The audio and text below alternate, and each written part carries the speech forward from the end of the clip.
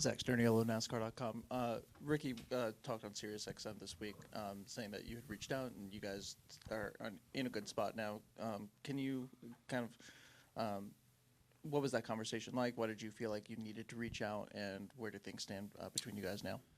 Yeah, I mean, it was, productive. Me and him have, you know, both have the reputation, I guess, of both being aggressive at times and everything. So, we just, at one point we both reminded each other that, even with those reputations, obviously we've raced each other very well together, right? It clashes together. So, yeah, I mean, we've had no issues before, as he had said, and feel like we've had a decent relationship leading up to this. So, yeah, I thought it was productive, and based off his comments, I felt like it was received productive.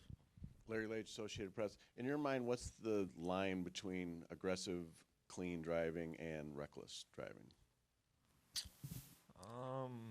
I mean, obviously, I think the line is when it's, blatantly intentional versus, just racing.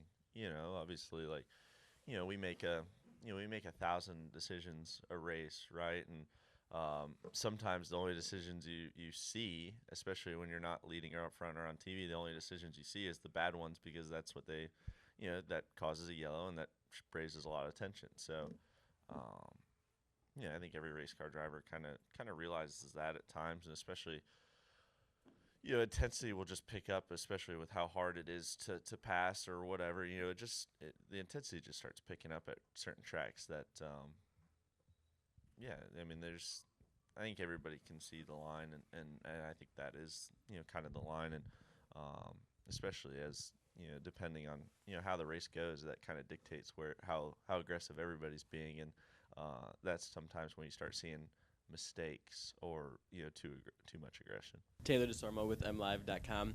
Carson, after your conversation with Ricky, do you expect payback? And I guess in the same vein, when it comes to payback in NASCAR, do you prefer, if you had to pick, do you prefer the fists or the bumper?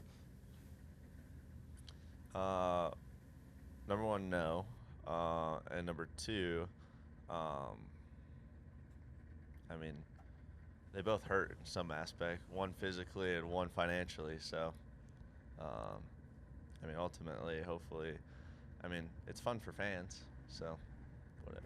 Is that a tough call to make, to call a competitor that you've maybe roughed up a little bit? What's that like emotionally going into that kind of call?